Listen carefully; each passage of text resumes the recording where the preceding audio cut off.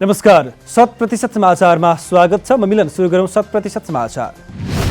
नेपाल राष्ट्र बैंकका गभर्नर महाप्रसाद अधिकारीमाथिको निलम्बन कारबाही कार्यान्वयन नगर्न सर्वोच्च अदालतको अल्पकालीन अन्तरिम आदेश। न्यायाधीश हरि भुइँयालको एकल इजलासले जारी गरेको आदेशमा गभर्नर अधिकारीलाई नहटाउन र पदमा रहेर काम गर्न दिन भनियो। अल्पकालीन अन्तरिम आदेश जारी गर्दै दुवै पक्षलाई छलफलको लागि समेत बोलाइयो। सरकारलाई असहयोग गरेको भन्दै मन्त्री परिषद बैठकले अधिकारीलाई निलम्बन गर्दै गरेको थियो जाँचबुझ समिति गठन। अधिकारीको पक्षबाट वरिष्ठ अधिवक्ताहरू सुशील पन्त, शम्भु थापा, राधेश्याम अधिकारी, हरिहर दाहाल लगायतले गरेका थिए बहस। निर्वाचन आयोगद्वारा निर्वाचन लक्षित गरेर नेपाल पत्रकार महासङ्घ र प्रेस काउन्सिल नेपालको सहकार्यमा अभिमुखीकरण कार्यक्रम सम्पन्न। मादक पदार्थको बिक्री वितरण र सेवनलाई निषेध गर्ने प्रस्ताव अघि बढाएको र सबैले मर्यादित भएर निर्वाचनमा भूमिका निभाउन आयोगको आग्रह। पत्रकारिता क्षेत्र निष्पक्ष छ भनेर देखाउन जरुरी भएको भन्दै सत्य समाचार मात्र प्रकाशन गर्न पत्रकार महासङ्घको अनुरोध। आगामी वैशाख 30 गते हुन लागेको स्थानीय तह निर्वाचनमा करिब 1,79,00,000 मतदाता रहने निर्वाचन आयोगको आकलन। सत्ता गठबन्धन कुनै हालतमा टुटाउन नहुने प्रधानमन्त्री शेरबहादुर देउबाको भनाई। गठबन्धन टुटाउने षड्यन्त्र भइरहे पनि त्यो षड्यन्त्र असफल पार्नुपर्ने प्रधानमन्त्री देउबाको जिकिर। विभिन्न बहानामा गठबन्धन टुटाउने प्रयास भइरहेकोले त्यसलाई विफल पार्न सबै लाग्नुपर्ने उल्लेख। गठबन्धन भएरै कङ्ग्रेस प्रधानमन्त्री तथा विभिन्न प्रदेशहरूमा मुख्यमन्त्री पाएको भन्दै कङ्ग्रेस पार्टीलाई सरकारमा ल्याएर आफूले राम्रो काम गरेको प्रधानमन्त्रीको भनाई। नेपालको संविधान अनुसार एउटै पार्टीको बहुमतको सरकार बन्ने सम्भावना नरहेकोले कोही न कोहीसँग मिल्नै पर्ने बाध्यता रहेको प्रधानमन्त्रीको जिकिर। नेपाली कङ्ग्रेसका सभापति तथा प्रधानमन्त्री शेरबहादुर देउबाद्वारा पार्टीका चितवन जिल्ला सभापति राजेश्वर खनाललाई निर्णय सच्याउन निर्देशन। मङ्गलबार बिहान प्रधानमन्त्री निवास बालुवाटारमा बोलाएर भरतपुर महानगरपालिका माओवादीलाई छोड्नुपर्ने अवस्था आएको भन्दै निर्णय सच्याउन निर्देशन। चितवन कङ्ग्रेसले भरतपुर महानगरपालिकाको मेयर काङ्ग्रेसले पाउनुपर्ने निर्णय गरे पनि सत्ता गठबन्धनमा भरतपुरको मेयर माओवादी केन्द्रको भागमा। सभापति देउबाद्वारा उपसभापति पूर्णबहादुर खड्का, बागमती प्रदेश सभापति इन्द्रबहादुर बानिया र चितवन सभापति खनालसँग चितवन छाड्नुपर्ने अवस्था आएको उल्लेख। लोकतन्त्र र व्यवस्था बचाउन वर्तमान सत्ता गठबन्धन बनेको भन्दै गठबन्धनको शक्ति देखेर एमाले अध्यक्ष केपी शर्मा ओली थरथरी काँपेको वरिष्ठ नेता रामचन्द्र पौडेलको तर्क। अहिले नेपालको राजनीतिक असजिलो मोडबाट गुज्रिरहेको नेता पौडेलको दावी। लोकतन्त्रको लडाईँ बाँकी नै रहेकाले सबै सजग भएर लोकतन्त्र उल्ट्याउने षड्यन्त्र विरुद्ध सतर्क हुनुपर्ने पौडेलको धारणा। गठबन्धनको शक्तिबाट तालिएर केही दल भ्रष्ट प्रतिगामी र अवसरवादीको शरणमा पुगेको पौडेलको तर्क।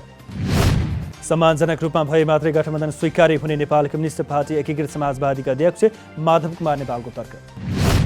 केपी शर्मा ओलीमा विकसित व्यक्तिवाद र सर्वसत्तावादले आन्दोलनको गौरव नै गुम्ने अवस्था रहेकाले विद्रोह गर्नुपर्ने अवस्था भएको अध्यक्ष नेपालको दावी। गणतन्त्र विरोधी केपी शर्मा ओलीसँगको माओवादी एकतामा सामेल हुन नसकेको भए पनि माधव नेपालको नेतृत्व आफूलाई स्वीकार भएकोले समाहित भएको नेकपा गौरवशालीका नेता भीमेश्वर पराजुलीको भनाई। नेपालमा कि उग्र वामपन्थी कि दक्षिणपन्थी अवसरवादी भएकाले कम्युनिस्टहरू एक ठाउँमा आउन नसकेको नेकपा गौरवशालीको भनाई। पार्टी एकता कार्यक्रममा समाहित पार्टी नेकपा गौरवशाली जनयुद्धको पृष्ठभूमिबाट विकसित दल करिब 40 जिल्लामा गरेको छ उसले सङ्गठन विस्तार। नेकपा एकीकृत समाजवादीद्वारा स्थानीय तह निर्वाचनको घोषणापत्र सार्वजनिक। मङ्गलबार काठमाडौँको राष्ट्रिय सभागृहमा आयोजित एक कार्यक्रमका बीच पार्टीका अध्यक्ष माधव कुमार नेपालले गर्नुभएको हो घोषणापत्र सार्वजनिक। घोषणापत्रमा एमालेबाट विद्रोह गरेर नयाँ पार्टी गठन गर्नुको कारणलाई विशेष जोड दिएर उल्लेख गरिएको पार्टीको उपमहासचिव डाक्टर विजय पौडेलद्वारा जानकारी। घोषणापत्रमा माधव कुमार नेपाल नेतृत्वको सरकारले गरेका काम, 2051 सालमा एमालेको 9 महिने सरकारले गरेका आफ्नो गाउँ आफै बनाउँ लगायतका कार्यक्रमहरू समावेश। पोखरा महानगरपालिकाको नेतृत्व काङ्ग्रेसलाई दिनेमा आशंका रहेको कङ्ग्रेसका नेता यज्ञबहादुर थापाको जिकिर। मङ्गलबार प्रधानमन्त्री तथा नेपाली कङ्ग्रेसका सभापति शेरबहादुर देउबालाई प्रधानमन्त्री निवास बालुवाटारमा प्रधानमन्त्रीसँगको भेटपछि कङ्ग्रेस नेताहरूको यस्तो प्रतिक्रिया। प्रधानमन्त्री देउबाले भेटमा सरकार गठबन्धनको भएकोले सबै पार्टीलाई समेटेर अघि बढ्ने अभिव्यक्ति दिएको नेता थापाको भनाई।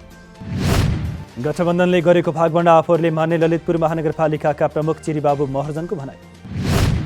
ललितपुर महानगरपालिका भने नेपाली कङ्ग्रेसले पहिले पनि निर्वाचन जितेको हुनाले यसपटकको निर्वाचनमा अरूलाई नछोड्ने जिकिर। यसअघि नेपाली कङ्ग्रेसले जितेको 10 वटा ओडाहरू पनि आफूहरूलाई राख्ने र बाँकी रहेको 19 वटा ओडामा पनि आफूहरूले 50% लिएर भागभण्डा गर्ने प्रमुख महर्जनको तर्क। ललितपुर महानगरपालिकामा मेयरको उम्मेद्वार आफू भएको पनि बताउँदै आफूले नै मेयरको टिकट पाउने प्रमुख महर्जनको दाबी। नेपालको अर्थतन्त्र कुनै पनि सूचकहरूमा सङ्कटपूर्ण अवस्थामा नरहेको नेपाल उद्योग परिसङ्घ भनाइ। अर्थतन्त्र सङ्कटको अवस्थामा नभए तापनि चनाखो भएर भने हिँड्नुपर्ने अवस्था रहेको परिसङ्घको सुझाव। उपलब्ध तथ्याङ्क र विगतको परिदृश्यको विश्लेषण गर्दा अर्थतन्त्र सङ्कटको अवस्थामा नभएको परिसङ्घका अध्यक्ष विष्णुप्रसाद अग्रवालको दावी। पछिल्लो समय मुलुकको अर्थतन्त्र सङ्कटमा रहेको भन्दै प्रचार भए पनि तत्काल आत्तिनुपर्ने अवस्था नभएको उल्लेख। उद्योगी व्यवसायहरूले आर्थिक सङ्कट, कर्जा नपाएको अवस्था, आयातमा समस्या, कर्जाको माग पूर्ति गर्न सक्ने स्रोत नभए तापनि मुलुकको आर्थिक सङ्कटको अवस्था नभएको दावी। नेपालमा विदेशी मुद्राको सञ्चित बढाउन विदेशी नागरिकलाई नेपालमा अपार्टमेन्ट खरिद गर्न दिनुपर्ने अध्यक्ष अग्रवालको माग। समाजवादी प्रेस सङ्गठन नेपाल उपत्यका कमिटीको उपत्यका स्तरीय प्रचार भेला सम्पन्न। पार्टी निर्वाचनलाई लक्षित गरी निर्वाचन केन्द्रित कार्यक्रम अगाडि बढेको पार्टीको महासचिव एवं पार्टी प्रचार विभाग प्रमुख जगन्नाथ खतिवडाको भनाइ। प्रेस सङ्गठनका सदस्यलाई आउँदो निर्वाचनमा आफ्नो ठाउँबाट प्रचार प्रसारमा क्रियाशील हुन पार्टीको आग्रह। नेपाली समाजको आमूल परिवर्तनका लागि सही विचार सिद्धान्त कार्यक्रम अनुसार सङ्गठन क्रियाशील भएको खतिवडाको जिकिर। स्थानीय तहको निर्वाचनका लागि महानगरपालिका, उपमहानगरपालिका र पालिकाहरूमा तालमेल मिलाउन पार्टीले एजेन्डा बनाएर दृढ सङ्कल्पका साथ लागि परेको उल्लेख।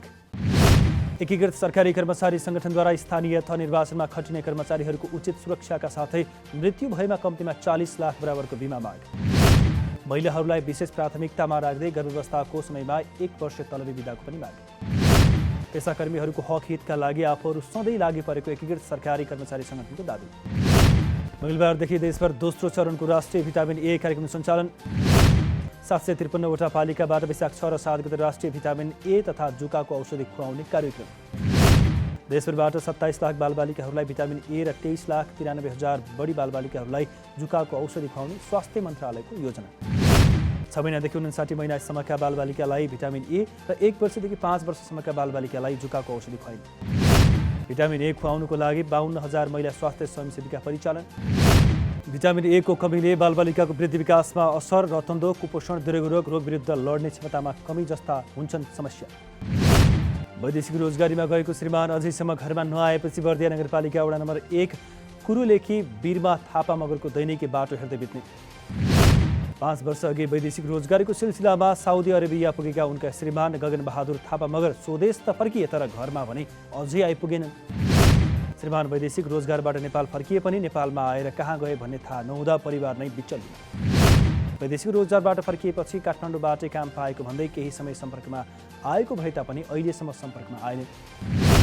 देशभर पछिल्लो 24 घण्टामा 10 जनामा कोरोना भाइरसको सङ्क्रमण पुष्टि।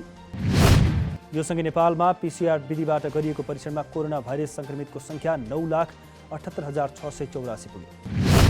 पछिल्लो समय थप 36 जना निको भएसँगै निको हुनेको सङ्ख्या 9,66,399। पछिल्लो समय कोरोनाको कारण कसैको पनि मृत्यु भएको छैन। नेपालमा कोरोनाबाट हालसम्म 11,951 जनाको मृत्यु। मङ्गलबार दिउँसो 3 बजेपछि आएको हावाहुरी र वर्षाका कारण पोखरामा दिउँसो अन्धकार।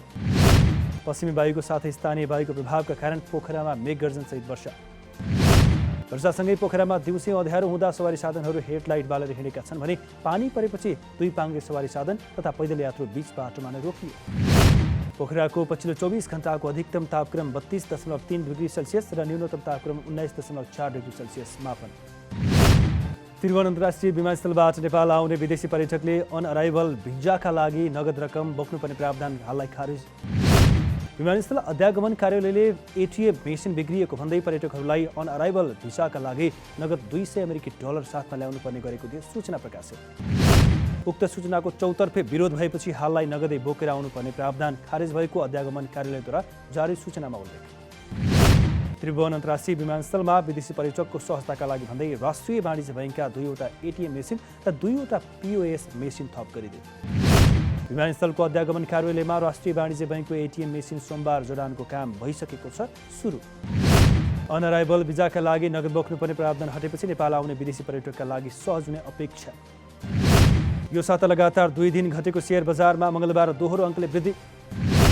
मङ्गलबार बजार 13.37 अङ्कले बढेको हो। यो सँगै नेप्से परिसूचक 2357.24 बिन्दुमा उक्लियो। शेयर बजारमा मङ्गलबार 1.25 अर्ब रुपियाँ बढीको कारोबार भएको छ भने नेप्से उपसमूहमा रहेका 13वटै समूहमा हरियाली। भारतले विस्फोटक सामग्रीको निर्यातमा लगाएको प्रतिबन्ध हट्यो। नेपालमा विस्फोटक सामग्री सडक, जलविद्युत तथा सुरुङ निर्माणका आयोजनामा प्रयोग हुने। आयोजनाहरूको काम प्रभावित हुने समाचारहरू सार्वजनिक भए लगतै भारत सरकार अन्तर्गतको पेट्रोलियम तथा विस्फोटक सुरक्षा सङ्गठनले हटाएको हो प्रतिबन्ध। उसले गत बुधबार भने सम्बन्धित निकायहरूलाई पत्राचार गर्दै भनेको थियो विस्फोटक सामग्रीको निर्यातमा रोक लगाउन। उसले सबै उत्पादक तथा निर्यातकर्ताहरूलाई क्लास 2 एक्सप्लोसिभ अर्को निर्देशन जारी नभएसम्मका लागि निर्यात गर्न लगाएको थियो बन्देज। पाकिस्तानले श्रीलङ्काले नागरिकको हत्या गरेको आरोपमा 6 जनालाई मृत्युदण्डको सजाय सुनायो। पाकिस्तानको आतंकवाद विरोधी अदालतले श्रीलङ्काली नागरिक प्रियन्ता कुमारा दियाबन्दलालाई हत्या गरेको आरोपमा दिएको हो मृत्युदण्ड। योसँगै 9 जनालाई जन्मकैदको सजाय सुनाएको छ भने 1 जनालाई 5 वर्षको र 72 जना दोषीलाई 2 वर्षको जेल सजाय सुनाइयो। कुमारालाई गत वर्ष पाकिस्तानको सियालकोट जिल्लामा मारिएको थियो ईश्वर निन्दाको आरोप। श्रीलङ्काली नागरिक प्रियन्ता सियालकोटको एउटा कारखानामा म्यानेजरको रूपमा गर्थे काम। गत वर्ष डिसेम्बर 3 मा हिंस्रक भिडले उनलाई ईश्वर निन्दाको आरोपमा कुटपिट गरी हत्या गरेको थियो र पछि उनको शरीरमा लगाइएको थियो आगो।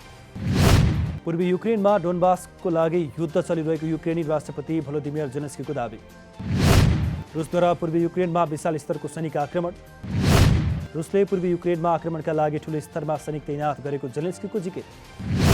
जतिसुकै रुसी सैनिक तैनात भए पनि युक्रेनको रक्षाका लागि आफूहरू लड्न तयार भएको जेलेन्स्कीको भनाइ। अफगानिस्तानको काबुलमा विस्फोट हुँदा कम्तीमा 6 जनाको मृत्यु भएको छ भने विस्फोटमा परि 11 जना घाइते। पश्चिम काबुलको एउटा छात्र विद्यालय क्षेत्रमा 3वटा विस्फोट भएको अफगान सुरक्षा बलको भनाइ। अफगानिस्तानमा जाति एवं धार्मिक अल्पसंख्यक सिया हजारा समुदाय बारम्बार इस्लामिक स्टेट सहित सुन्नी लडाकु समूहहरूको निशानामा पर्ने। वीर गणेशमान सिंह स्पोर्ट्स कमिटीद्वारा आयोजित प्रतियोगिताको पुरुष 52 केजीमा गण्डकी प्रदेशका आकाश राणा र एपीएफका प्रदीप महर्जन क्वार्टर फाइनलमा। बसन्तपुर डबलीमा जारी प्रतियोगिताको पुरुष 57 केजीमा नेपाल प्रहरी क्लबका शम्भु राजवंशी र एपीएफका पूरन राई पनि क्वार्टर फाइनलमा। प्रतियोगितामा पुरुषतर्फ 7 र महिलामा 5 गरी 12 स्पर्धा समावेश। 7 प्रदेश र 3 विभागीय टोली आर्मी, प्रहरी र एपीएफ गरी 10 टिमका 102 खेलाडीको सहभागिता। 100% समाचार अहिलेलाई यति नै। नमस्कार।